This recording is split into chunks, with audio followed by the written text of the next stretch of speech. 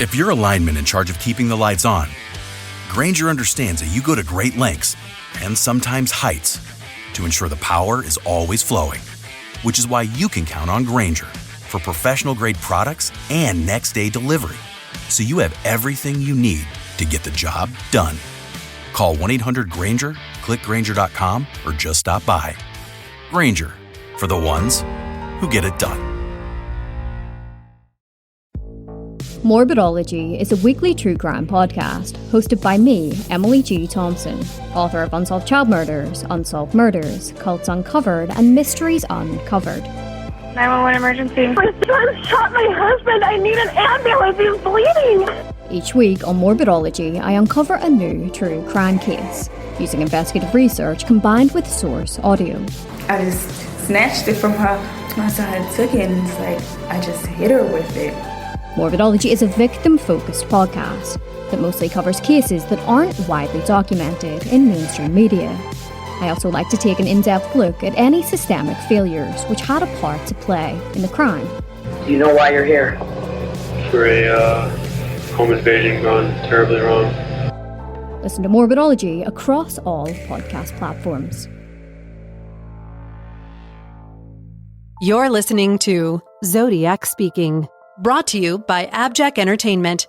Be sure to check out some of the other great true crime podcasts from this network, including The Murder in My Family, Missing Persons, DNA ID, Beyond Bizarre True Crime, and Scene of the Crime. All of these podcasts are available for you to binge on right now, wherever you listen to podcasts. Subscribe where you're listening to this podcast so you don't miss an episode.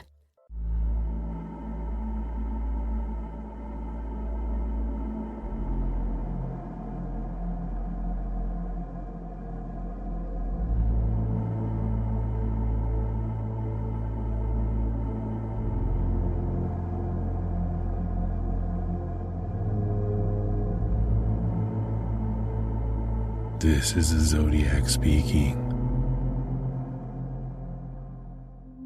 On July 31st, 1969, 3 letters were mailed to the San Francisco Chronicle, San Francisco Examiner, and Vallejo Times-Herald, with the author introducing himself as the killer of the 2 teenagers last Christmas at Lake Herman and the girl last 4th of July. If there was any time for the murderer of 3 and orchestrator of these 3 letters and cryptograms to announce himself to the world as the Zodiac Killer, the time was seemingly now. Yet he remained nameless, despite, according to some, giving himself the initial Z, or something resembling it, more than 2 years before in Riverside, California.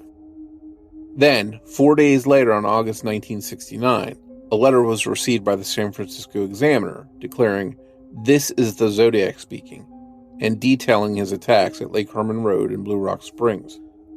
An argument to be had, which is what changed in the intervening 4 days for the killer to reveal his menacing pseudonym to the world. Some people are adamant that the author of the July 31st, 1969 letters had reserved the last 18 characters of the 408 cryptogram for his identity, that of Zodiac. This has been countered by many, arguing that concealing his identity in the final 18 characters of the cipher, to then just reveal it after 4 days, is testimony that it was likely never there in the first place. In the debut of Zodiac letter on August 4th, 1969, despite giving us his Zodiac pseudonym, he was still insisting to police that, when they do crack it, they will have me. But were these the crucial 4 days where the Zodiac laid claim to the pseudonym that has become synonymous with the most infamous unsolved case in American history?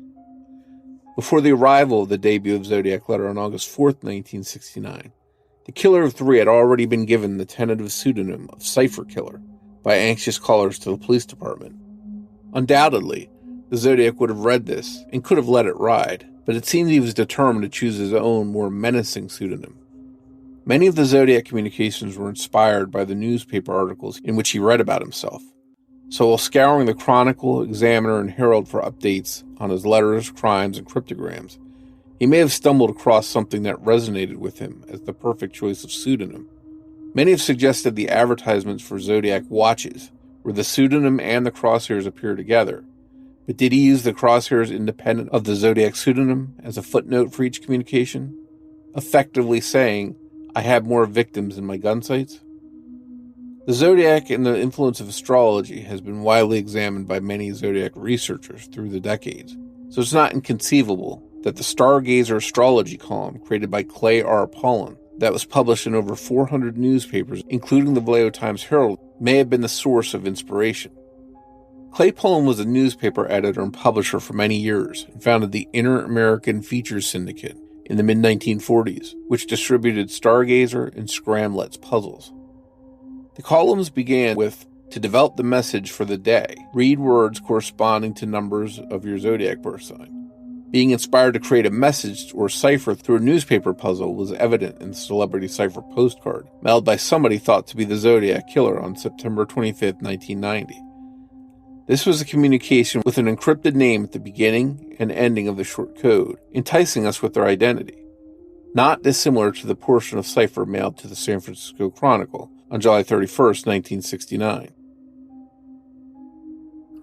The trinity of letters would effectively lay out a framework for the Zodiac Killer's modus operandi, in that he never really had one. The July the 31st letters told of a Zodiac Killer who would search for couples, stray people, or lone people in the night.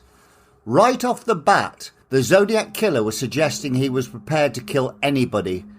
As already known, the first two attacks were perpetrated on couples, but this was probably a product of target location rather than victim selection. A killer randomly trawling the lonely dark road of Lake Herman Road and the parking lot of Blue Rock Springs subsequent to 11 p.m. at night, looking for vulnerable victims at the weekend, was much more likely to encounter young or teenage couples making out rather than single people.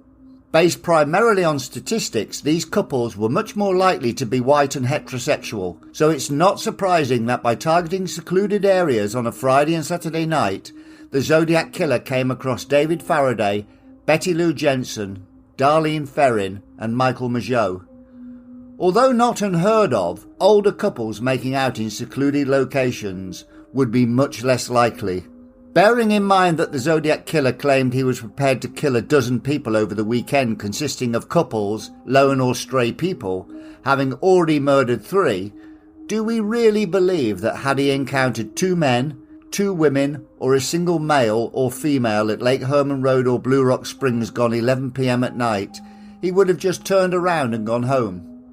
Based on the locations and times of these first 2 attacks, it cannot be concluded that the Zodiac Killer's primary target was couples, rather a product of the locations he trawled.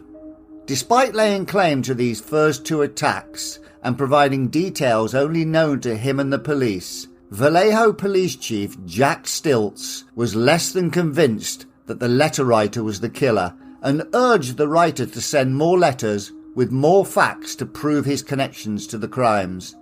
The Zodiac responded almost immediately by sending a letter to the San Francisco Examiner replying directly to Jack Stilts on August the 4th, 1969. This opening paragraph of the letter read, "In answer to your asking for more details about the good times I've had in Vallejo, I shall be very happy to supply even more material. By the way, are the police having a good time with the code? If not, tell them to cheer up.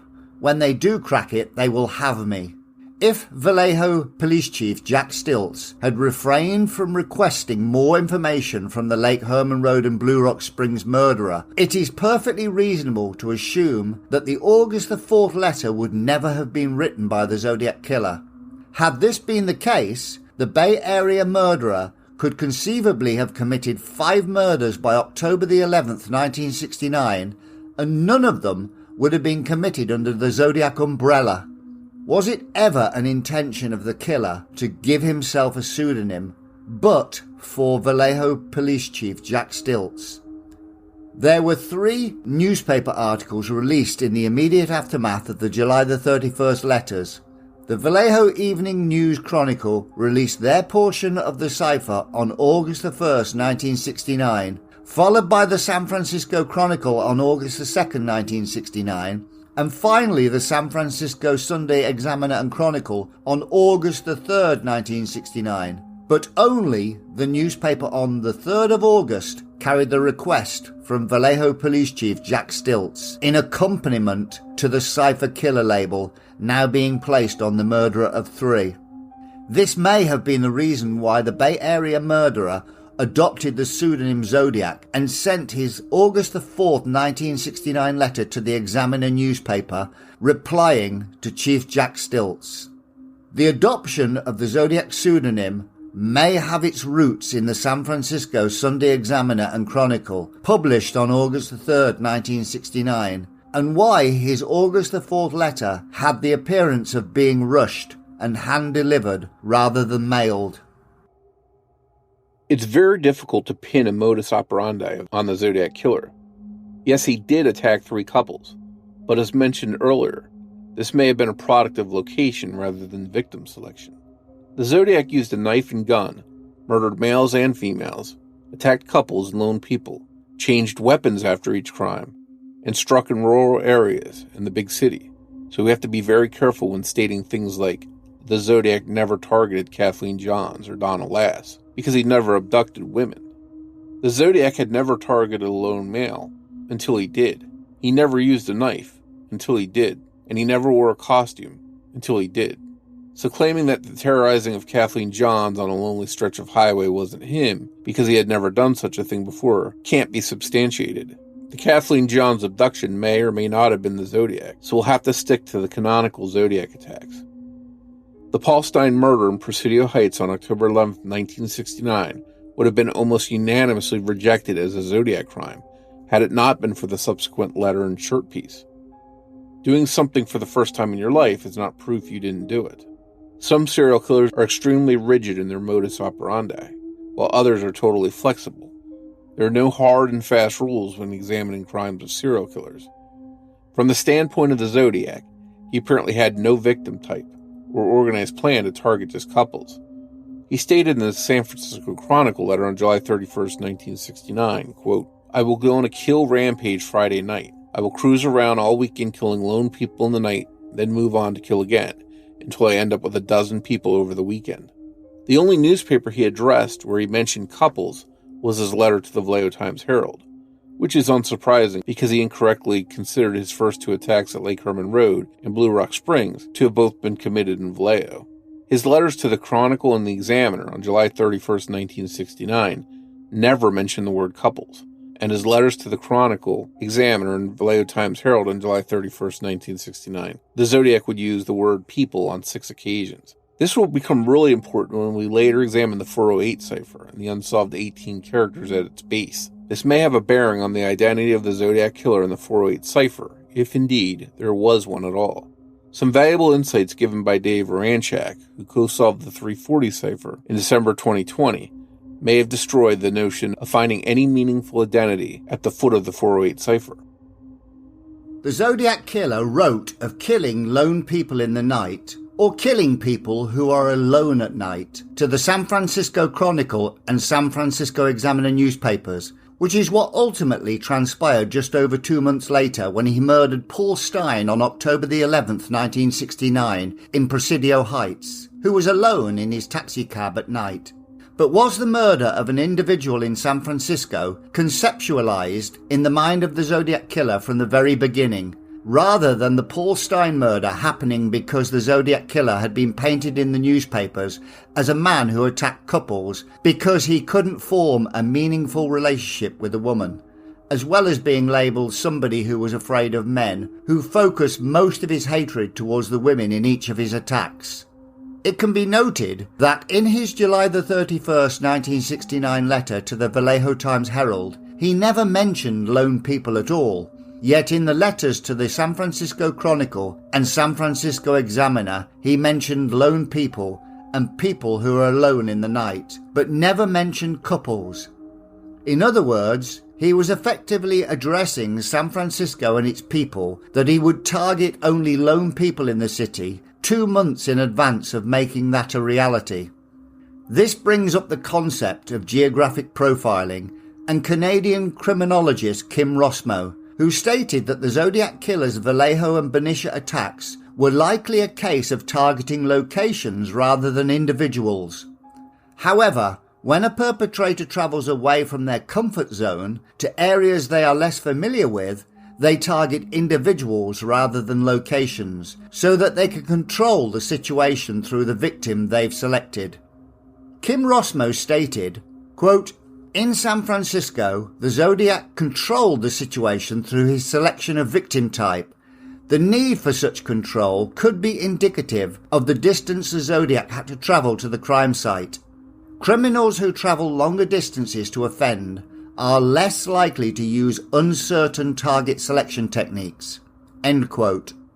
So, did the Zodiac killer avoid targeting couples in San Francisco because he was unfamiliar with dark, secluded locations they frequented in San Francisco compared to areas he was familiar with like Lake Herman Road and Blue Rock Springs? By selecting the victim type in San Francisco, such as a taxicab driver, he can engineer that victim to one of the areas in San Francisco he feels comfortable in. This may give us a clue to the region of San Francisco he had fairly good knowledge of, such as a workplace in the near vicinity.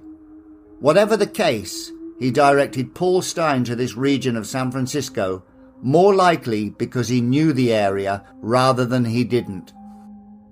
Consider the following decoded section of the 408 cipher. Quote, "The best part of it is that when I die, I will be reborn in paradise, and all that I have killed will become my slaves." It's fairly obvious that the Zodiac had accidentally omitted something between the words "the" and "I," suggesting that it was unlikely his original intention to leave the 18 unresolved characters at the base of the 408 cipher. It's previously been speculated that because of Zodiac's propensity to use the word people in his July 31st letters, the obvious choice for the missing word is people, thereby giving us the passage reading, "The best part of it is that when I die, I will be reborn in paradise, and all the people I have killed will become my slaves." Had this been the original message of the Zodiac killer, and he accidentally omitted this word people, then the remaining characters at the foot of the cipher would have fallen from 18 to 12. This opened up the possibility that the hidden message could have been a signature reading Zodiac Killer or I Am the Zodiac, which are both 12 characters in length. This mistake or omission of something occurred when the Zodiac transitioned between the portion of cipher mailed to the Examiner and the portion mailed to the Chronicle. The drawback to this proposal can be highlighted if the Zodiac had created a grid message of 17 by 24 in plain text in preparation to create his ciphertext message from it. He could still accidentally omit one word, but it isn't the most compelling of arguments. You have to think of a scenario where the Zodiac is transitioning from the San Francisco Examiner to the San Francisco Chronicle, while simultaneously transitioning from one line of the 408 cipher to another, and where the same plain text letter begins consecutive rows. All became clear thanks to cipher expert David Aranchak, when he suggested a completely new scenario that satisfies all of the above parameters.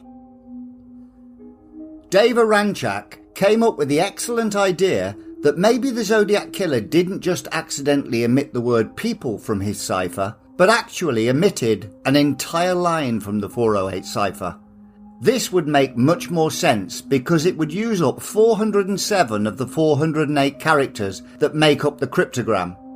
Rather than fill in the missing word in the 408 cipher with people, as previously suggested, I attempted to create a row of 17 letters that not only contained the word people, but used the words he wrote in his 3 letters to the San Francisco Chronicle, San Francisco Examiner, and Vallejo Times-Herald. The Zodiac killer referred to people as lone or stray when threatening to kill a dozen people over the weekend, so it's a distinct possibility he used the words people, lone, and stray in his missing 17 letters.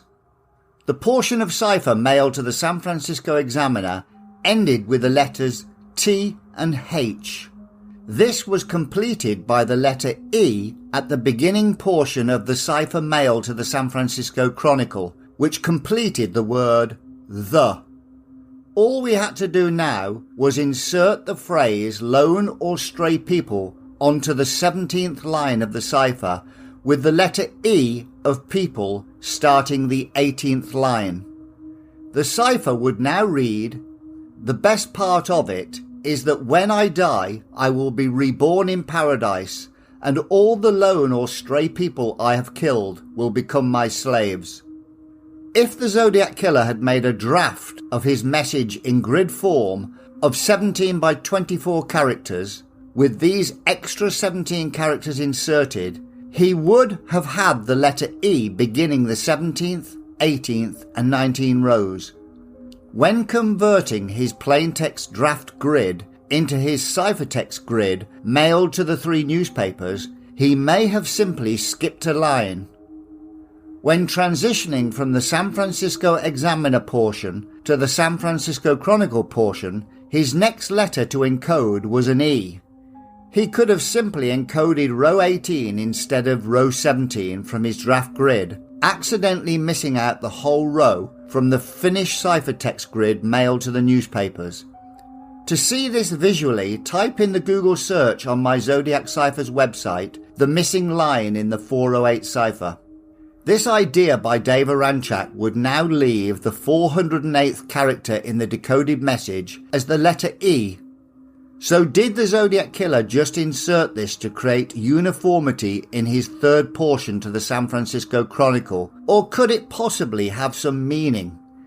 If we reverse the coding process, the plaintext letter E in the code key is first represented by the ciphertext character Z, making it a distinct possibility that the Zodiac Killer may have given us his identity after all, represented by the letter Z, and raising questions about the validity of the signature on 2 of the Sherry Joe Bates letters in 1967. This is the Zodiac speaking.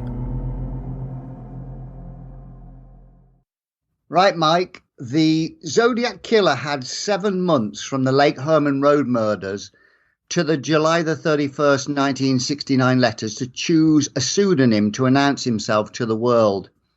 Many people claim the likeliest place the Zodiac got his pseudonym was the watch, which contained the crosshairs and the name Zodiac together. If these came as a package, why did the Zodiac Killer use only the crosshairs in the July the 31st letters? This was his moment. He had killed 3 and mailed 3 cryptograms, yet he used the crosshairs and seemingly withheld the pseudonym Zodiac. Why do you think that is? That's a good question. You think if he's going to introduce this arch villain character persona that he had, you think that he would put the name out there immediately and the crosshair. And, maybe, who knows? Maybe he had the watch and he liked the crosshair idea and he decided to use the crosshair and then maybe started thinking about the name Zodiac and said, well, I need a name for my villainous character, so let me just use the word Zodiac off the watch too. So to me, I think that's the most likely scenario of where the name and the crosshair came from, since they're together on that. I mean, obviously people have put forward a million different theories of why he chose that name, why he chose the crosshair symbol, but to see both of them in the same spot together, to me, I think that's the most logical reason that he chose that name and that crosshair. But why he didn't put them together in his very first letter in July, that part I don't understand. Some people believe that he may have withheld the pseudonym Zodiac, and inserted it into the final 18 characters. But I have now come to the conclusion that the Zodiac Killer never originally intended to give himself a pseudonym, and therefore his Zodiac pseudonym was never hidden away in the 18 unsolved characters of the 408 cipher. The reason I believe this is that the August the 4th, 1969 letter only arrived in haste because Vallejo cop Jack Stilts urged the killer to give us more details of his crimes. Without this request from Stilts, the August the 4th letter would probably never have been written. This would mean no Zodiac pseudonym would have existed during his 4 canonical attacks. Do you think, therefore, the Zodiac pseudonym was conceived between Stilts' request and August the 4th, or he would never have applied a pseudonym to himself? Because if that request hadn't come in by Stilts, that Zodiac pseudonym, and this is the Zodiac speaking phrase, wouldn't have existed. Yeah, so I think it's very possible that he had this villainous character in his name, but perhaps wasn't going to call himself anything. But then when the police started interacting with him and asking for more stuff, and he said, oh, here's my chance to be this anti-hero villainous character, I really think he thought he needed a name for himself, not just some weird guy that just randomly, reaches out to police and exchanges messages and stuff with him. He needed this sinister character name. And, you can go back into this is the Zodiac speaking. Again, a million theories about, people have said it could be, maybe it was a captain, and it sounds like this is the captain speaking over the intercom. I know people have mentioned different shows where people have used a similar line. So I think he got that from someplace. I think he could have just said, I'm the Zodiac and here's the information you want. But he said, this is the Zodiac speaking. So to me, I think he got that from someplace, from some show, some comic book, from someplace. I don't know where, but, again, there's a million theories out there, but it seems like he may have added that character in between those letters and wanted to have this character when he interacted with the police, so he wasn't just a run-of-the-mill criminal. He's the arch villain of the San Francisco Bay Area. I don't know if the UK and America are different, but I remember in the past when I was young, my parents often answering the phone, this is Marie speaking, and then waiting for the reply. Did you experience that when you were young?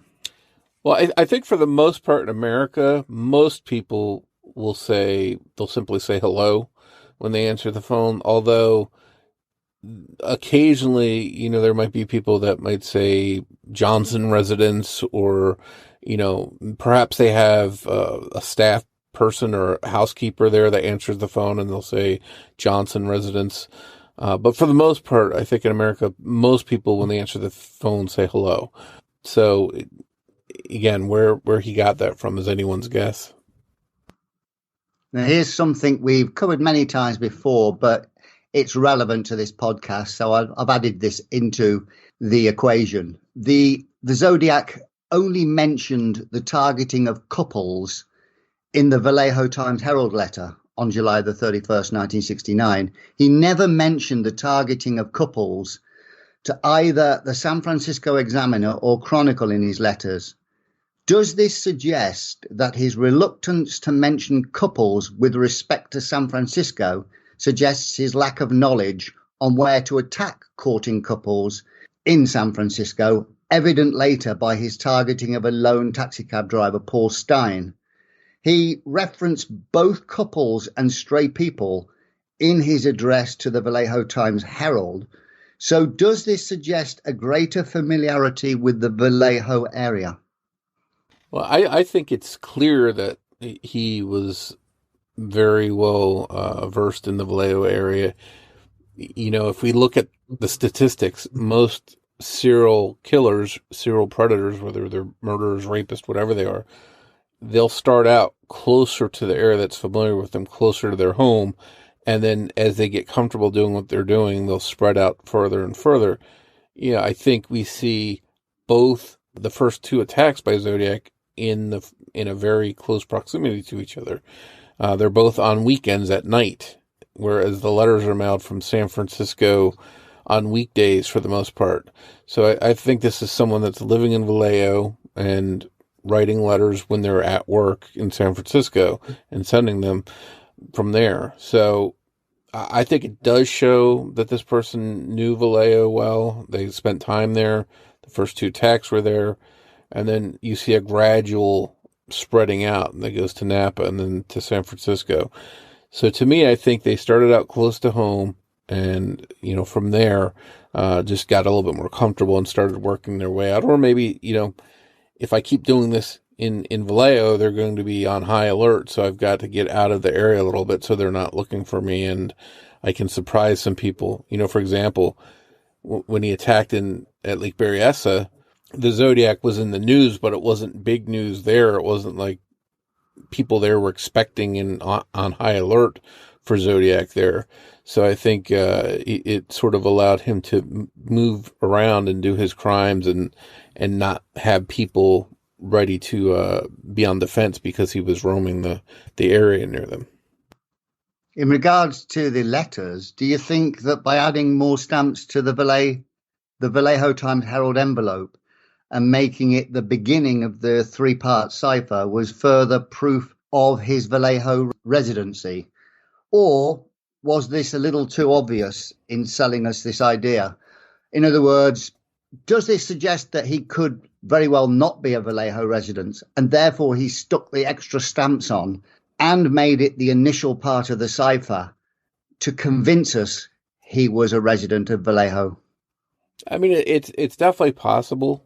Obviously, if you commit a crime in Vallejo, you'd want to write to the Vallejo newspaper if you want attention, whether you live there or not. So writing to Vallejo Times, that's not surprising to me, whether he lived in Vallejo or not. But, obviously writing to the San Francisco Examiner, the Chronicle, those are really big circulation papers compared to Vallejo Times Herald. So those ones are where you might get the most attention and the most readers and the most shock value. Whereas the Vallejo Times, smaller paper, less people reading it, but it's relevant because, again, maybe he lives there, so he wants the people there to know about him, or because that's where he committed his first couple crimes in that area, so he would obviously write to them.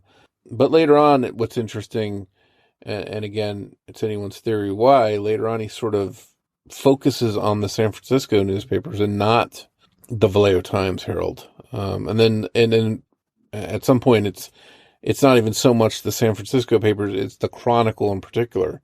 So, you see this progression of him starting out with multiple newspapers in multiple areas, and then all of a sudden he's just writing to the Chronicle by the end of things.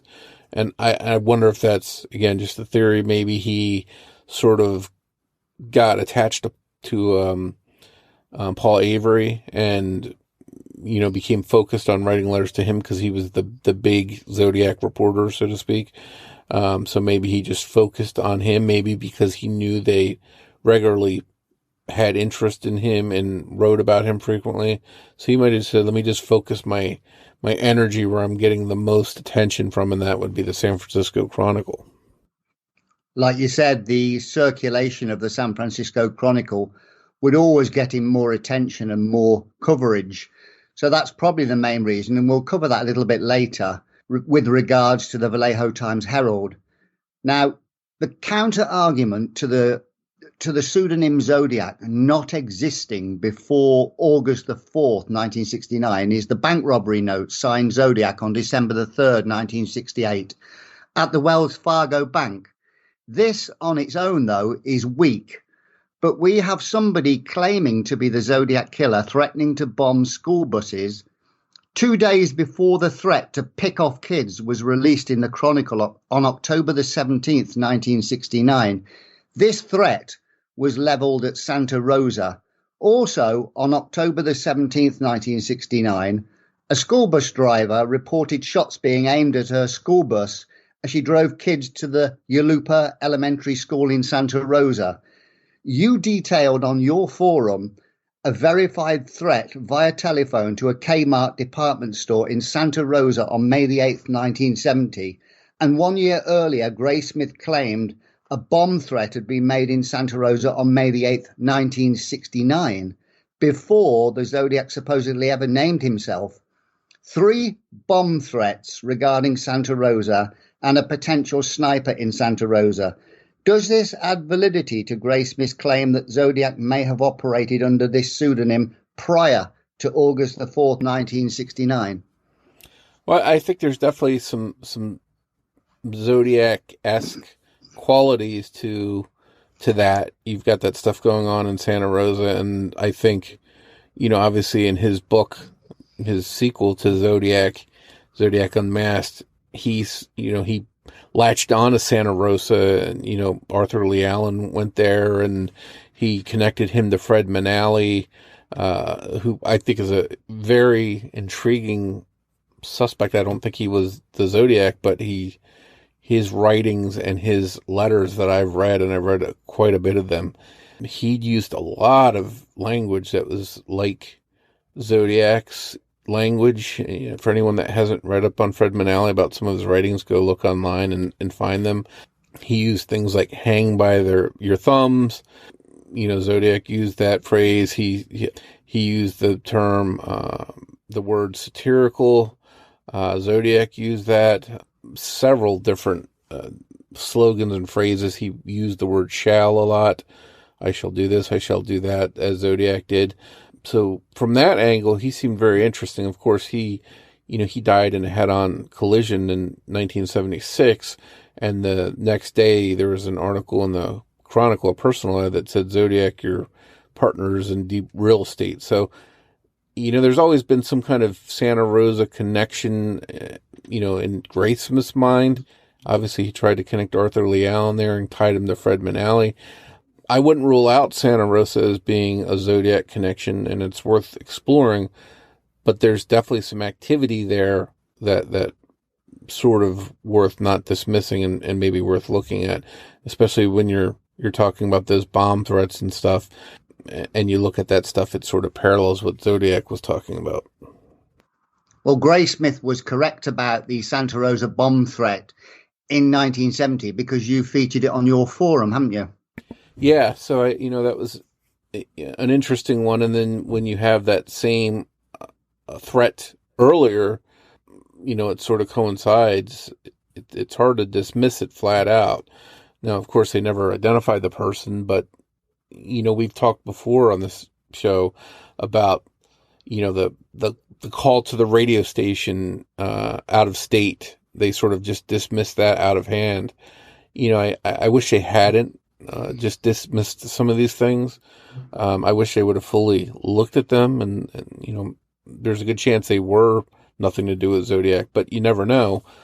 After 50 plus years, this case isn't solved. You never know if one of these angles, one of these weird things that they just dismissed out of hand, really was Zodiac, and maybe looking into them a little bit further might have given them some more clues to work with. And that woman who reported shots being fired at the bus as she took the kids to school would have happened early in the morning. And that detail about picking off kids as they come bouncing off the bus was only released in that Chronicle's morning edition. So for the Zodiac to pick up that newspaper article literally and instantly start shooting at a bus seems another great connection here to Santa Rosa. Yeah, it's he'd have to read that article and then literally act on it right away, literally. Not realistic, is it? It's not. So I mean, perhaps he unless he maybe heard it secondhand or something before it was printed and then said, "Ooh, let me put that in my letter." But the timing seems interesting for sure. And that's why, in my mind, I just wouldn't dismiss anything out of hand. I'm thinking from the Graysmith book, and, the details are not clear, but I remember him mentioning that a kid from Vallejo, a younger person, I don't remember the age, that if he described it in the book, but got pulled over in Santa Rosa after trying to pull over some women that he was trying to shine his lights or something. And they identified him and pulled him over and gave him a warning or whatever. He wasn't arrested and his name isn't there anyplace. But, here we go with the Santa Rosa connection and some activity that mirrors Kathleen Johns, who, again, may not even be a Zodiac victim, but you've got that similar activity, and it's a guy from Vallejo. Who knows if there's something there that they missed? There's got to be, at the time, there had to be an incident report about this. Someone had to have this guy's name, but, I don't think it's out there for anyone to discover, but who knows who that was. But it would have been interesting to know if that's a potential tie between Zodiac and Santa Rosa. And these Santa Rosa connections give a little bit more credence to the claim of another bomb threat in 1969, May the 8th. So this is normally you would have dispelled this from Graysmith, but he was proved right with the newspaper article in 1970. And I've got no reason now to disbelieve him about the threat in 1969. And if that is true, then the Zodiac pseudonym did exist. Whether it was the same person or somebody else using a Zodiac pseudonym, I don't know, but it certainly opens up a can of worms. Yeah, absolutely. Right, here's another little Santa Rosa thing. I would like to draw your attention to the last major newspaper article about the Lake Herman Road murders, released by the Sunday Times Herald on March the 30th, 1969, 1 month before the possible Kmart bombing threat on May the 8th, 1969. It spoke of the support given to Sergeant Les Lumblad from law enforcement agencies in the state. It read, "Those which have given him particularly large measures of support include the Vallejo Police Department, the Napa and Sonoma County Sheriff's Departments, and the Fairfield Police Department." Now, the county seat of Sonoma, as you know, is Santa Rosa. The Zodiac's next attack may have been the bomb threat in Santa Rosa, followed by the Vallejo attack, followed by the Napa County attack, and followed by the promise of more attacks in 2 letters to Fairfield. Every place mentioned in this newspaper article received some attention by Zodiac in the following few months. He would undoubtedly have read this newspaper article. So did this article shape the targets the Zodiac chose? Yeah, I think we go back again to him targeting the Vallejo Times Herald early on, and, he's committing crimes there. He's getting attention there. Why not write to that paper? So to see these various jurisdictions be mentioned in that article, and then they become places where the Zodiac struck or may have struck, you can't dismiss that. You have to look into that and say, hey, is there a possibility that he is doing some activity here in these areas, and they are connected to the real Zodiac? Did you read the recent finding by Druza? I don't know whether it can be totally verified yet, but he posted it on Tom Voigt's site about the Blue Rock Springs. No, I haven't read it. He said that no newspaper articles, as far as he can find, and I've tried looking for them, mentioned that Majot took refuge in the rear of the Corvair during the shooting. Yet the Zodiac killer mentioned this detail in his debut of Zodiac letter. One would like to think this finally proves the author of the Zodiac letters up to August the 4th was the actual killer that night. Unfortunately, we have hoax theorists will say the author of the August the 4th letter probably had inside knowledge of the police report and may have been connected to law enforcement. The same could be used for the statement that we've used before about the girl was on her right side, which should have only been known to the killer. This inside knowledge claim can be used to disprove the authenticity of any Zodiac action and letter if one so chooses. It seems that hoax theorists, by just claiming something is possible, such as inside knowledge, they can claim an inside job. But my question is, when are they ever going to provide evidence for such a claim rather than just pulling it out of the top of their head? Well, I don't think they will. I don't think they'll just throw a theory out there and there's no need to back it up because it's just a theory, and they'll say, this is what I think. But to your point, I think it's clear there's only a couple possibilities. Either Zodiac wrote these letters and he had the details that he provided in the letters, or he somehow was a cop or connected to cops and could read the reports, or he just took a lucky guess, which I think is highly impossible. He just luckily guessed at things. I think the most obvious answer is that he wrote the letters and he provided details because he was there. You go back to Majot hopping in the back seat. You go back to Betty Lou Jensen being on her side. She was found laying flat, not on her side. When Stella Borges came by, she was still on her side. But later on, when police got back to the scene, she was flat. She wasn't on her side. So I think she probably expired and fell over from her side to a flat position.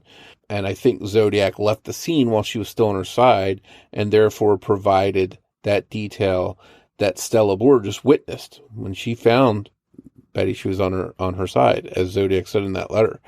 So I think it's pretty clear. There's only two possibilities here: that Zodiac wrote these letters, provided details in the letters because he was there, or it is some kind of crazy hoax, and it's a police officer who has access to all the reports and all the witnesses, which I just think is preposterous.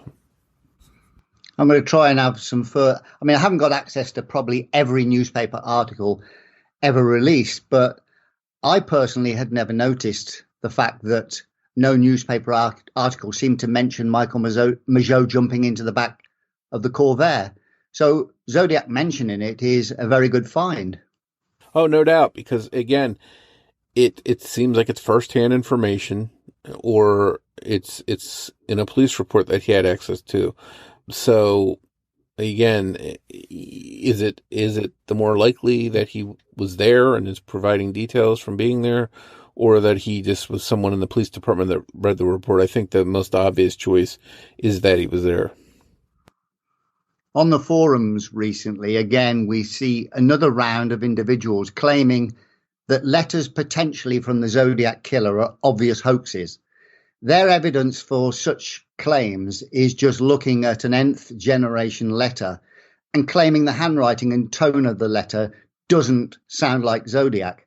So my question is, if you place the July the 31st, 1969 and August the 4th, 1969 letters next to the Melvin Belli letter, which is the true handwriting of Zodiac?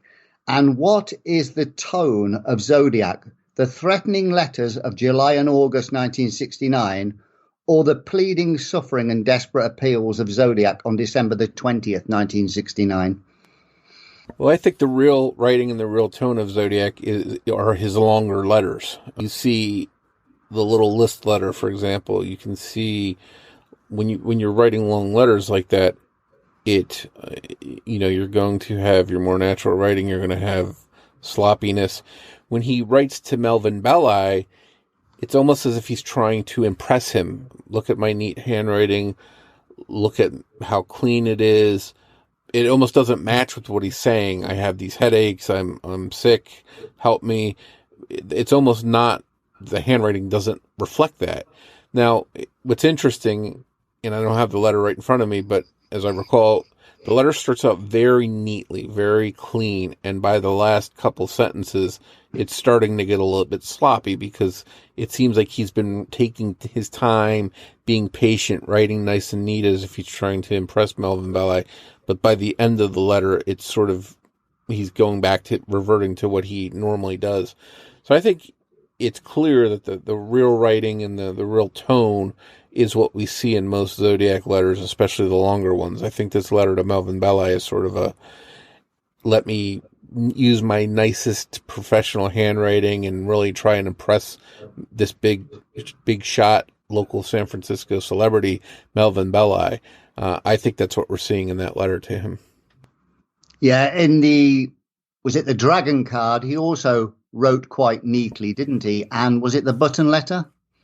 Yeah, there were certain instances where he would write neat to start, but then by the end, it's usually regressing back to a sloppy handwriting. I myself am guilty of the same thing. If I do a handwritten letter, I'll try and write neatly, and the further I go, the longer the writing is, the worse it starts to look, because I'm not a neat writer by habit. So even if I sit down and with the intention of trying to write something that's clean and legible, I'm trying to visualize the last birthday card I filled out for someone. It starts out nice, but by the end of it, it's like really sloppy. So I think we can see this in Zodiac's writing too. Yeah, certainly the longer letters, he's obviously doesn't want to spend too long writing them, so he writes them fairly quickly. That seems to be evident from his longer letters. Yeah, now, it's typical human patience and stuff. When you're doing something, you may put the effort in, but your natural your patience starts to wear thin and your natural writing comes back. Here's a bit of a pointed question. Recently, Mike, you've claimed that the Kathleen Johns and Donna Lass mysteries were likely not the Zodiac, because that was something he hadn't done before, abduct women from a location and take them to another place. Now, recently I went on Reddit and people were talking about the 148 character cipher, saying that the fact that he mentions skinning victims in the letter and the cipher is something the Zodiac wouldn't have done. And also there's people who have said Lake Berryessa wasn't the Zodiac because he used a knife or wore a costume. Now, there's certain times where he's mailed a card for the first time. He's done pasted communications for the first time. And even if we believe the 408 letters were his first communications, this was the first time he ever wrote to the newspapers. So in a strange twist, I'm going to say last week I had mushrooms in a bacon sandwich for the first time. So was it me that ate that sandwich? Well, I think you're going to have to get my point. I think you're going to have to clarify that a little bit more for me. You threw me off the mushroom and the bacon. In other words, just because me or you do something for the first time, which we've done many times in our life, doesn't necessarily mean it isn't you that did it. In the same way that just because Zodiac did something for the first time isn't evidence that it wasn't him. Yeah. You get what I'm saying? Absolutely. I mean, and it goes back to perhaps Zodiac always fantasized about stabbing someone, but when you pull up to a couple that's parked at a lover's lane, is it easier to stab them or shoot them? I think it's easier to shoot them. And same thing at Lake Berryessa. Did he only use the knife because he didn't want to draw attention to himself? Because after he would have done some shooting, he would have had to walk all the way back up that hill to his car, and who knows who might be there looking around, hearing their shots. So it might have been that he only stabbed them because of necessity. Maybe he just wanted to kill them, and the knife was the quietest way to do it without exposing himself. Or, again, maybe he had some fantasy of using a knife. Who knows? Again, not to connect to cases that are not verified to be Zodiac, but if Zodiac was responsible for Sherry Joe Bates, let's say, for example, then he did use a knife before. Or if he was connected to the Domingos Edwards case, there was a knife in that case, not stabbing them, but slicing open her bathing suit. So, again, those are loosely connected, unverified attacks. People have linked to Zodiac, but there is some precedent for a knife possibly being used by Zodiac in the past. But again, it may have been simply a necessity. The point is, I think at Lake Berryessa, to use a knife, we can't tell too much by that. But it doesn't mean that it's not him. We go back to Donna Lass, and again, Donna Lass, Kathleen Johns, those MOs don't match with known Zodiac attacks. Zodiac was never known to abduct a woman. But that doesn't mean that he isn't possible. I don't think we should dismiss it altogether, because maybe it's something he fantasized about. Maybe he wanted to change up his habit a little bit, sort of like he did with Paul Stein. So while I think they likely are not Zodiac victims, that doesn't mean it should be ruled out altogether. Well, Lake Berryessa was the daytime, and obviously using a knife was the safer option. But also, if we consider the Knoxville Road compared to, say, Lake Herman Road, his escape route from the Knoxville Road out away from Lake Berryessa, that's quite a long road, winding road that goes on for a lot longer than Lake Herman Road. So he's sort of entrapped in that area. So by setting off gunfire and then having to travel miles down the Knoxville Road to escape that area, he's sort of entrapping himself by using a gun. So obviously using a knife was the safer option in that instance. Oh, absolutely, because if anyone in that area, we know there were a lot of witnesses at Lake Berryessa that day. If you hear a gunshot and you're walking outside, well, you're going to be paying attention. You're going to be looking, and you're going to notice people that are walking, driving, whatever. So him using a gun would have brought on unwanted attention. So to me, it's most likely that the knife was a necessity. It was a way to do what he wanted without drawing attention to himself. So again, his preferred method obviously was a gun. So to me, that's why he used that knife at that particular instance. To go back to your earlier point of circulation of the various newspapers, we both surmised that he concentrated on the San Francisco Chronicle because it's got a bigger circulation. Now, the Zodiac Killer split his cipher into 3 parts and mailed it to 2 San Francisco newspapers and the Vallejo Times-Herald. Now, many have claimed he did this for exposure to reach a bigger proportion of the population rather than just one newspaper. But there were much bigger cities with newspapers in the area at the time, particularly Oakland, which was 5 times the population of Vallejo, and San Jose, which was 6 times larger. Yet he chose Vallejo. Wouldn't this be an odd choice for maximum exposure other than for a killer who was a Vallejo resident? Yeah, I think that's the most likely scenario, is he's operating out of there. He's the first 2 attacks are in that area, and his call to police is from the phone booth there. I think it all adds up to someone that is a Vallejo-based person. So to me, it's not much of a mystery. I think it's clear that he lived in Vallejo. So it explains a lot, and it makes the most sense. Thanks for joining us for this episode of Zodiac Speaking. Please make sure you're subscribed to the show wherever you're listening now, so you don't miss a single episode. New episodes of Zodiac Speaking will air every other Saturday. If you want to follow or interact with us on social media, we'd love to hear from you. You can find Zodiac Speaking on Twitter with the handle @PodcastZodiac, or you can search Facebook for Zodiac Speaking Podcast. And don't forget, you can get plenty of Zodiac details 24/7 by visiting my site at zodiacciphers.com or by going to Mike's site at zodiackiller.net. If you'd like to help more people find Zodiac Speaking, please take a moment to rate the show and leave a review of it on your favorite podcast player or app. On behalf of Rich, this is Mike Morford, and I'd like to say thanks again for listening, and we'll see you on the next episode of Zodiac Speaking.